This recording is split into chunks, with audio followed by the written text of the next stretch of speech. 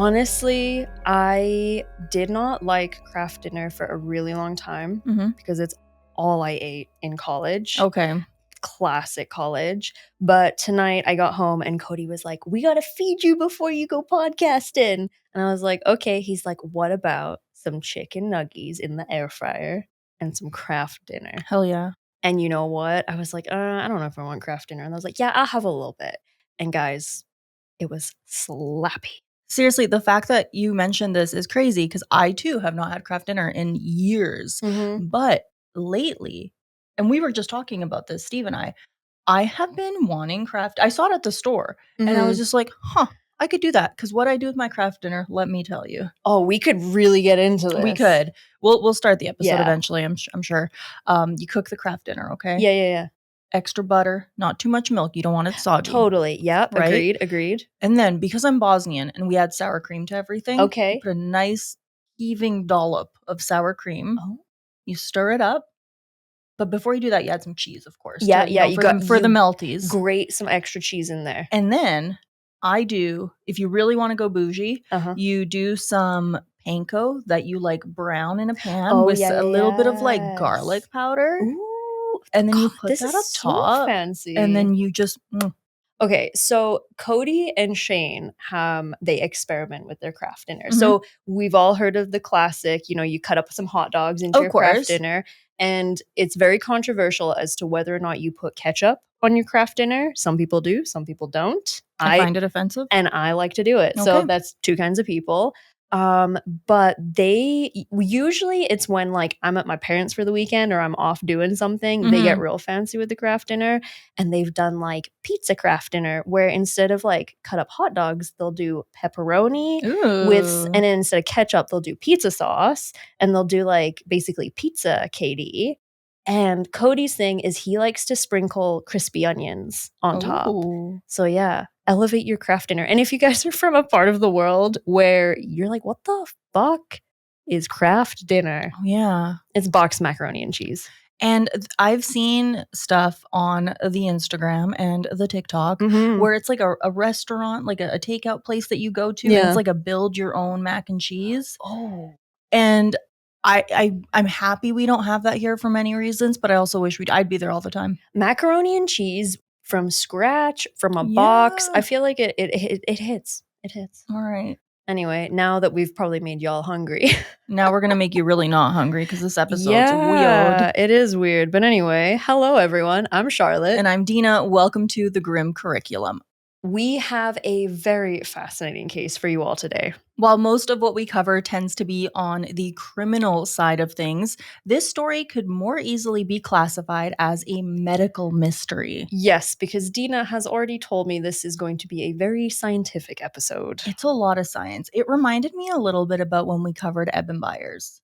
Oh, and the Radathor. Excellent. So today, we're going to be talking about the death of Gloria Ramirez, also known as the Toxic Woman. When Gloria passed away in 1994 in a hospital, certain details regarding her death seemed a little strange, especially when just about everyone who came into contact with her began developing these same unusual symptoms. So was this a case of mass hysteria, a bizarre series of events? We are going to be talking about the theories as well as what exactly happened that night. Let's get into it.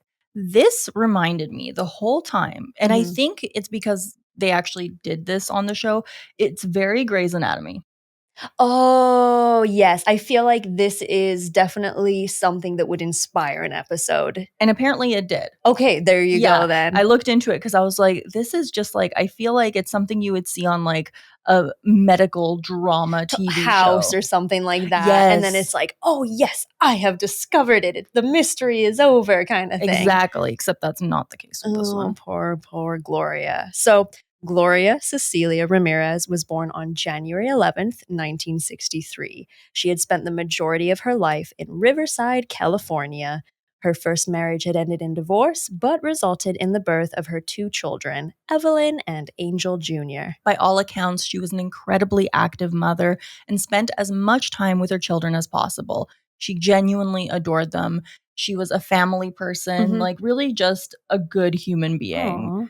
Tragically, at the age of 31, she began experiencing concerning symptoms and went to the doctor. She was convinced that something was wrong with her, but was ultimately brushed off. A few weeks later, she returned and was tragically diagnosed with late-stage cervical cancer. This devastated her family and her boyfriend, Johnny Estrada. Isn't that upsetting?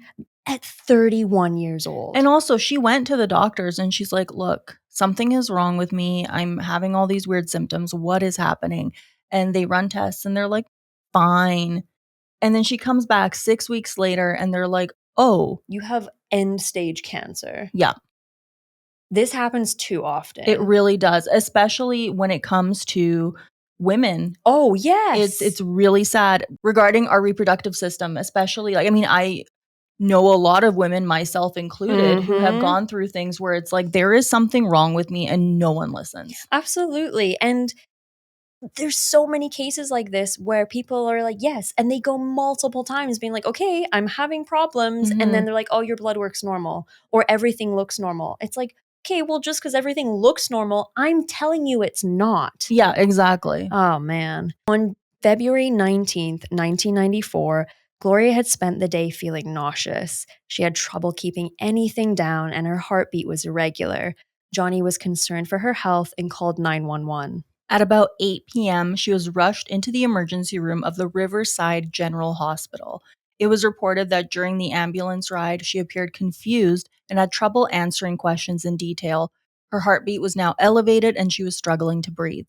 As far as paramedics were concerned, this was all routine, at least so far. As she was wheeled into Trauma Room 1, it was noted that her blood pressure was plummeting. This, combined with her heart rate and trouble breathing, was cause for concern.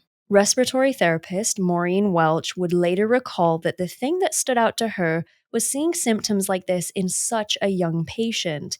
In her experience, this was normally seen in elderly people, not someone in their 30s. Gloria was sedated using a series of drugs, including Valium, Versed, and Ativan. She was then given lidocaine and beryllium to normalize her heart rate. An ambubag was used to force air into her lungs to help her to breathe.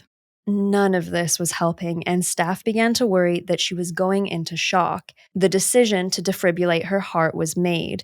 Her clothes were cut off, and they began to press the electrodes against her chest when they noticed something strange. Her body was covered in a mysterious, oily sheen. That is mysterious.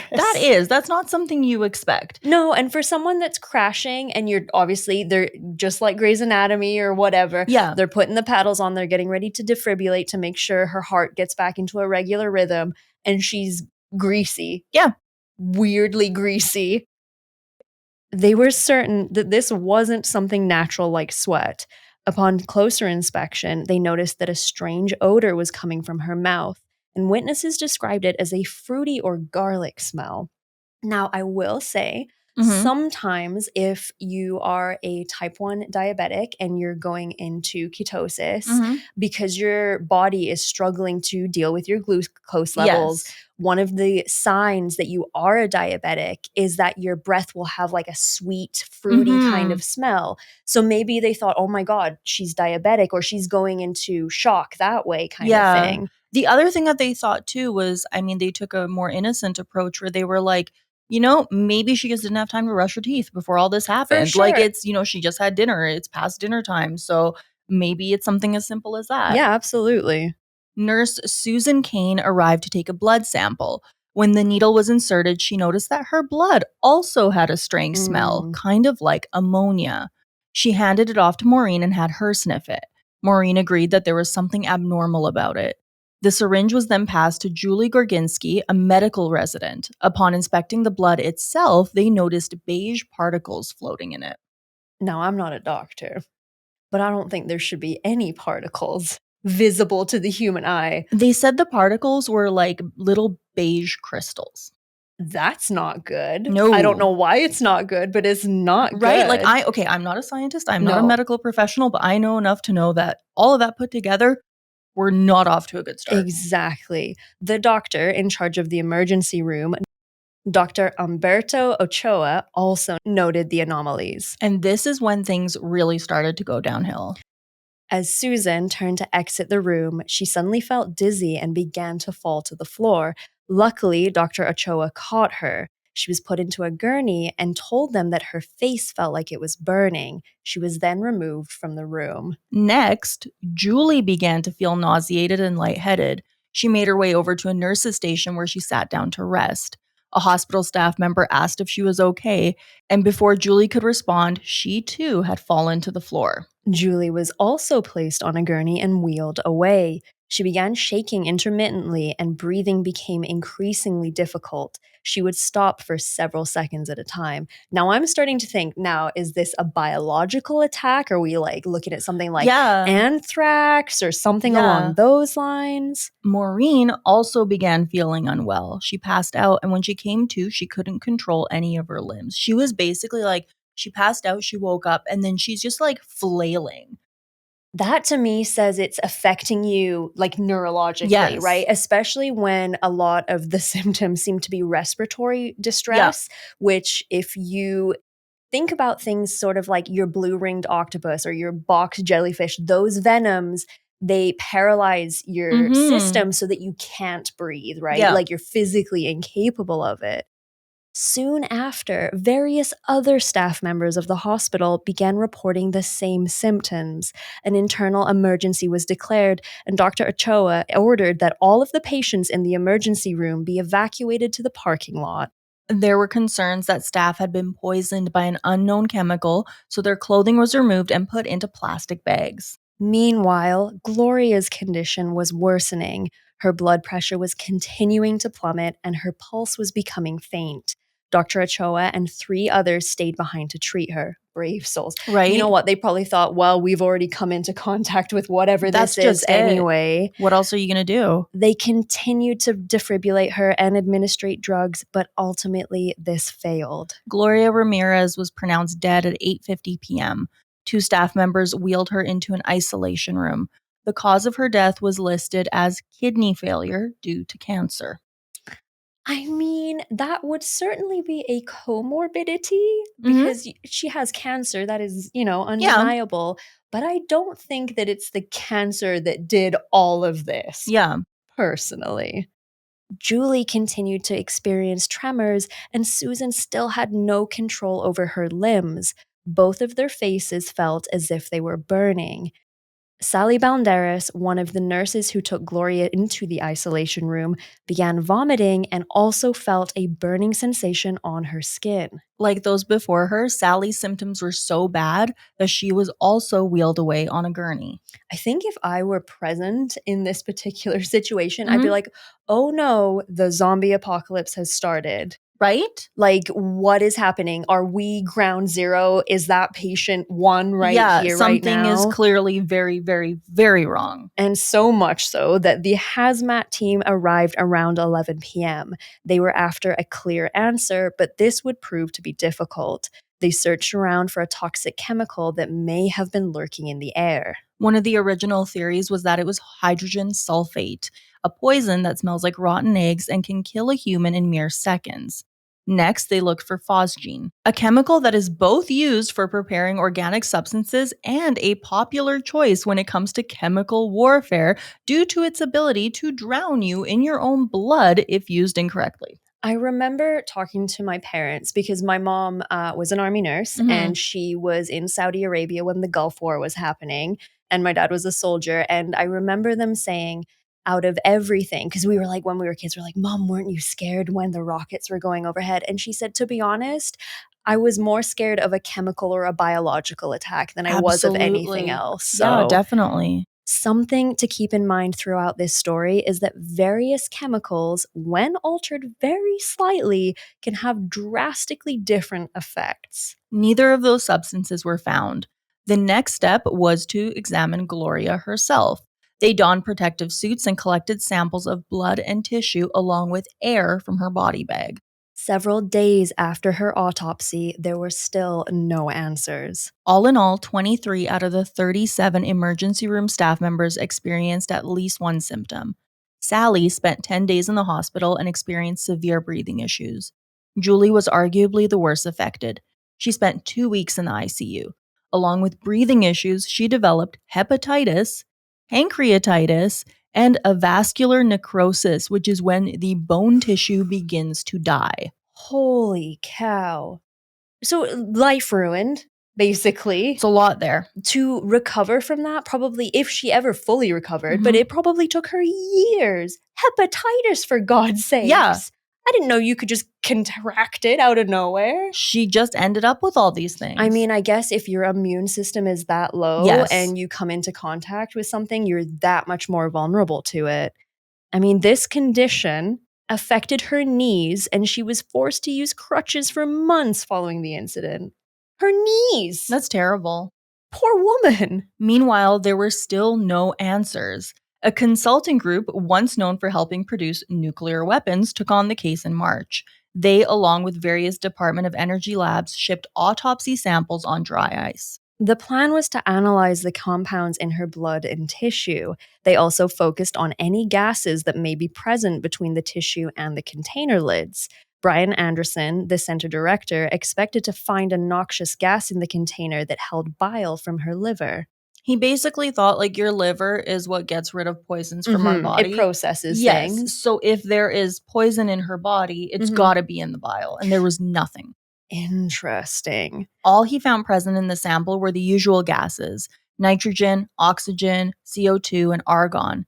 He then examined the samples using a tool called a computer-guided combined gas chromatograph mass spectrometer. That is a mouthful. It really is. This tool is used by dropping a sample into it. It's then vaporized, and as it grows warmer, various chemicals separate. From this, he discovered that lidocaine, Tylenol, codeine, and an anti-nausea medication were present in the tissue. He also found a derivative of ammonia, which may have contributed to the smell in the room. But it was determined that this most likely came from the anti-nausea drug that she was given in the hospital. A second chemical stood out. It was nicotinamide. It is a vitamin B-like compound often found in methamphetamine. Like phosgene, it can be beneficial if used properly. Anderson concluded that it was very unlikely that Gloria had it in her system for more sinister reasons. So basically, they were like, yes, we found this substance. Yes, it's often found in meth. However, because of the kind of person Gloria was, she probably wasn't smoking meth. No, it was more of like, this is a vitamin B thing she may have just been taking. Totally. Dimethyl sulfone was also found. It is often used as a solvent, but it's sometimes produced by our bodies from amino acids that contain sulfur.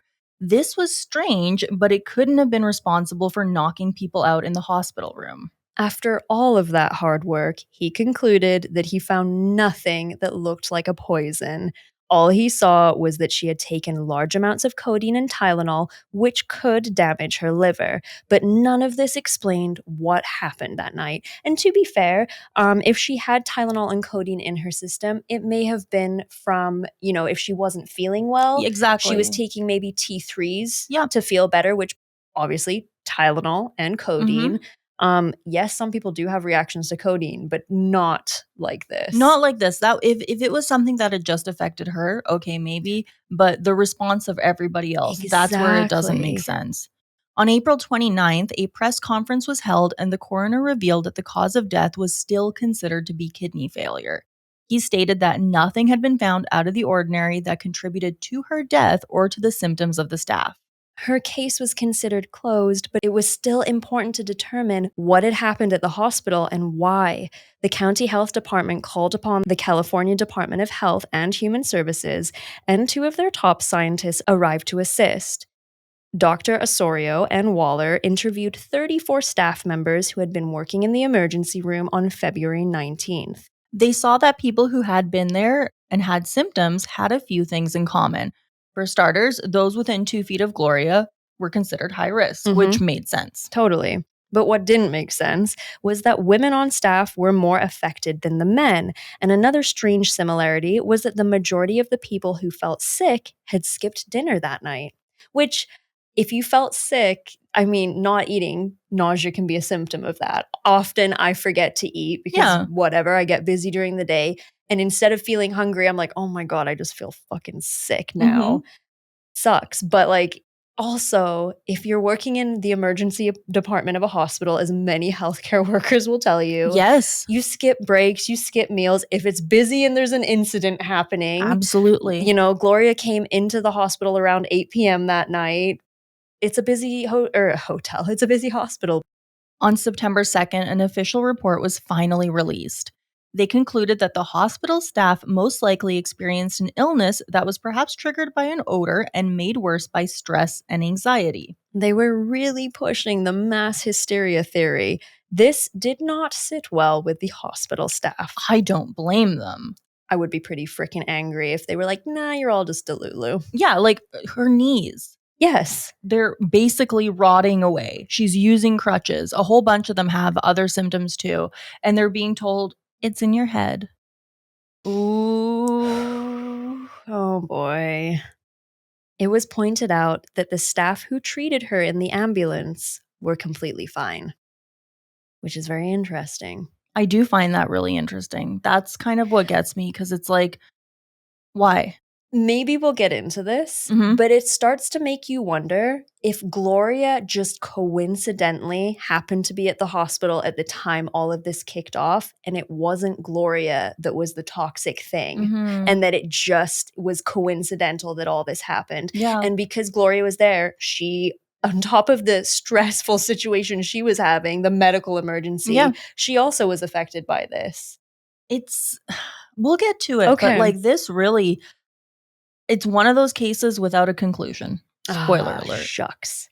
Julie Gorginski filed a lawsuit against the hospital and coroner's office seeking $6 million in damages. Maureen Welch also strongly disagreed with this theory. She stated that they weren't stressed or anxious. They were all well-trained trauma staff who were used to high anxiety situations. It was their job and they were professionals through and through. Yeah, she's basically like, we deal with stress every day. We aren't the kind of people who have a stressful situation and completely fall apart. Like, this is what we do. For sure. And not to diminish poor Gloria's death in any way, shape, or form, but it wasn't like a massive mass casualty situation or something, where there's blood everywhere and whatnot. Gloria was crashing, but they were dealing with it because they're professionals that are trained to do so. It's what they do. Exactly. Yeah. Maureen had Anderson take another look at the case. He had his deputy director look through the file with him. He began looking into the presence of dimethyl sulfoxide, also known as DMSO. DMSO is used as a gel in hardware stores as a degreaser. It's also used by athletes for achy muscles and joints, which is kind of an interesting spectrum of uses. Isn't that wild? I mean, I know guys that swear WD-40 works on your aching bones. I don't know how true that is. Maybe don't test that out. Don't do it. But yeah, that seems kind of odd. But it might explain why she looked greasy. I know. That's where I was like, and I tried to look into that more, and there was not a ton of information. But I'm just like, okay, well, that's exactly where my head was at. It explains the greasiness. Yeah, if she was feeling achy, maybe she had rubbed it on herself, and then when they tore open her clothes in order to defibrillate her, I'm kind of thinking like Vicks Vapor Rub. You know what I mean? Exactly. Here's the thing though, I didn't include this in our official script here because I couldn't find a guarantee that this was the case. But a lot of the reports that I read was that when all of this happened, Gloria was unemployed and therefore she did not have health insurance. So that makes me wonder if she didn't have health insurance and she's in pain and, going through this terrible, terrible time, is she trying home remedies? Is she, giving all these things a shot that maybe someone wouldn't do if they were able to go to the doctor and just be prescribed whatever they wanted? Well, it's a really sad case, but I mean, I have friends in the US that are like, do not call an ambulance for me if I am sick. You drive me to the hospital yourself because my healthcare insurance doesn't cover that. And I will have to pay thousands of dollars for an ambulance. So in that sense, maybe if she didn't have the best coverage or none at all, she was putting off coming to the hospital when maybe she really needed to much sooner. Maybe. That's incredibly tragic. Going back to DMSO, it is a weird thing. In the 60s, research showed that it had healing properties, but its popularity decreased when animal tests showed that prolonged use affects the lens of your eye. Fearing that it could ruin people's eyesight, the FDA ceased trials. In 1978, a 50% solution of DMSO was approved for treating cystitis. Since then, it is still used as a home cure. So that goes back to Gloria maybe using it to help with her pain.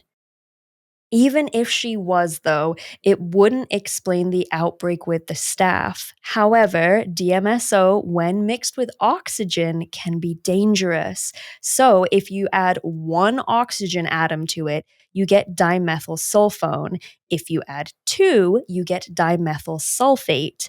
This could have happened as the temperature of her blood being drawn changed.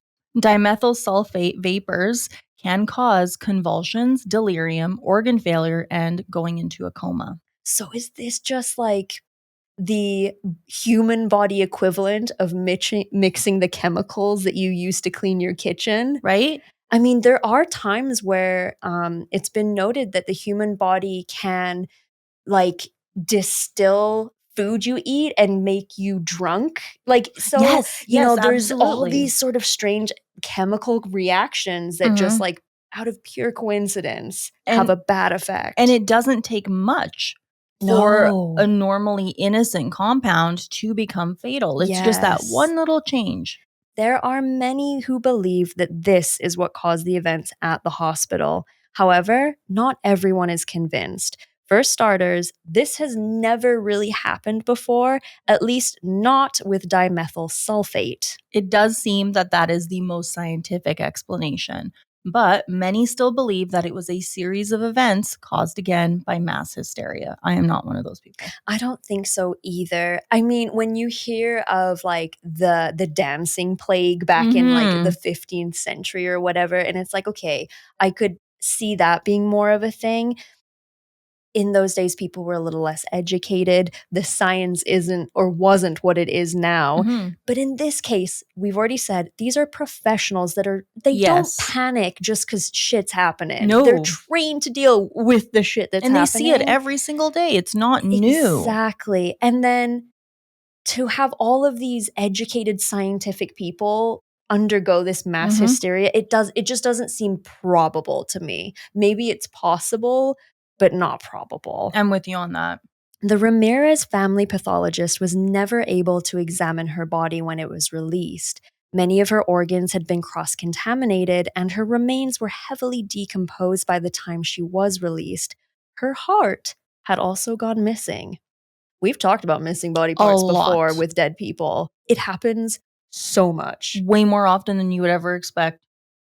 I mean, I just want my body parts to be useful. If by the time I leave this world and there's anything useful left of me, I hope someone is able to make use of it. But if someone just has my heart in a jar on their desk, I'm gonna be disappointed. Right? Unless that person is like Cody, because that's very like Mary Shelley Frankenstein. Honestly, I was kind of thinking that too. It's kind of romantic, actually. I'm gonna change my mind. Put a heart in the podcast studio, you know. Hell yeah.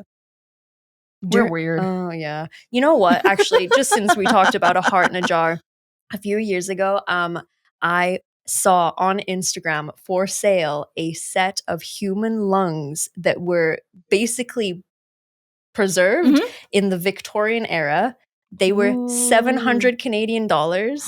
It's a good price. I mean, I was a college student at the time, so I didn't really have 700 Canadian dollars. And the only other thing is if I wanted to buy them, I would have to go pick them up because they couldn't be like mailed, obviously. And Cody's like, no, we're not having a set of human lungs in our house. But why? I thought they were cool. That's a Victorian anatomical sample, my guy. There is. We're getting way off topic now. There's an online store. It's called the Skull Store. And the guy who runs it, he does a lot of like taxidermy and skulls and things like that. But he has like an oddities section. And that's where he has like a two-headed calf. And like he's got human skulls and things like that. And it is... I know there is a lot of controversy when it comes to real human anatomy, bones and the like. Yes. Because a lot of the time it is not obtained with the consent of the owner of said bones. However, like I said, if when I kick it, someone wants to preserve my bones, I'm kind of here for it, honestly. Honestly, if like someone that really cared about me was like, I really just want her femur. Or like, what else is it going to do? I don't know. I'm not having kids, so obviously my grandkids are not going to be a thing. But if like my sister's kids or her grandkids want to be like, yes, I had one of my Auntie Charlotte's teeth turned into a necklace or a ring, I'm here for it. That's all good. I'm here for it. That is a family heirloom. And you know what?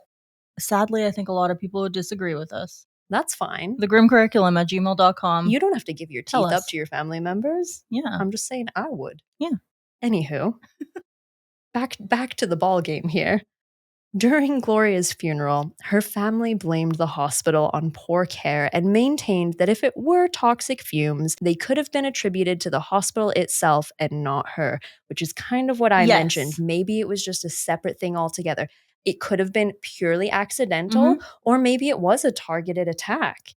Maybe it was just a horrible coincidence. Which I think is more likely the case. According to many, no credible explanation has ever been found for the death of Gloria Ramirez. That makes me very sad in that sense. Me too. I mean, technically, they did say kidney failure, I think, on the death certificate. But when the family has seen all this go down, you're not going to take that as the answer, really. No, it's a weird case because the worst part is that's someone's loved one who died tragically and very young, and it was turned into a spectacle, all things considered. Yeah. And I can only imagine how hard it was for the family to try to grieve after this. No kidding. Because her kids were, I believe, 9 and 12. Well, she was only 30. That's my age. Yeah. And I mean, I'm older than some, but I'm not that old, for God's sakes. She was a young mom. I'm not going to lie. I am, like I said, not a huge science person. In this episode, it confused the hell out of me. If anyone listening hears this and wants to add anything or correct anything, please do. Because this whole story is wild to me. And I'm honestly kind of just hoping someone emails us and is like, I have the answer. I'm not a chemistry nerd, but I am a biology nerd. I know those go hand in hand, obviously, a lot of the time. But when it comes to, yes, you add another oxygen atom and it becomes a sulfate, not a sulfide. Or I did not do well in chemistry in high school. That was a weakness of mine. This is just genuinely an odd case. And the unfortunate thing is to even try to recreate it or, kind of test some of these theories would be very difficult without putting other human lives at risk. Yeah.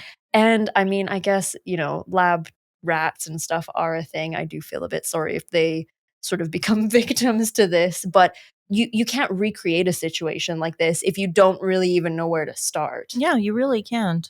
This is one of those stories where like originally we'd had this on our list for a long time. We really have, because I went all the way up and I was like, oh yeah, this.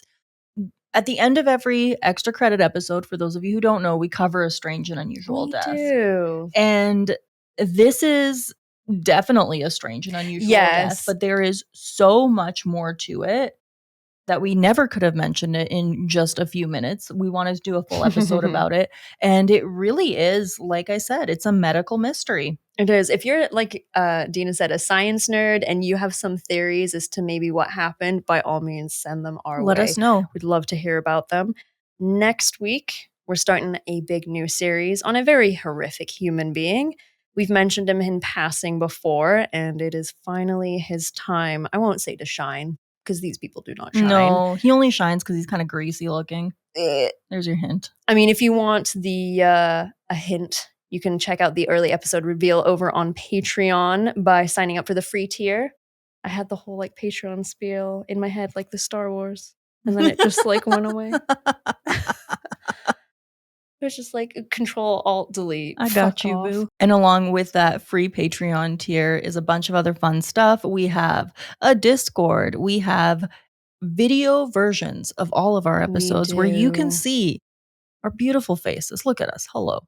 Hi. Hello. And Charlotte and I were chatting. We're going to be experimenting with some new recording stuff and just different ways to make the videos a little bit more fun. So things might be a little all over the place over the next little while as we experiment. I'm trying to learn a couple of new things, some new platforms that are maybe going to help us out. So yeah, stay tuned. Like, subscribe, share, comment, all that good stuff. It helps us out. It definitely does. But going back to Patreon real quick for 1 second. We want to talk about the greats, the wonderful, the glorious Patreon VIPs. Hell yeah. A giant thank you to Mayhem Mudkip, Steven Centauri, Lisa, Nova, Kevinus Musicus, Judy, Hillary, Brian, Bob, Atlantean Jedi, and Carrie. We appreciate the hell out of you guys. You are amazing. And if you're listening to this and you're thinking, wow, I sure wish they were saying my name, doesn't take much. Patreon.com/thegrim curriculum. Check it out. You too can be a Grim VIP. Yep. Make it happen. Thank you all so much for listening. This has been The Grim Curriculum.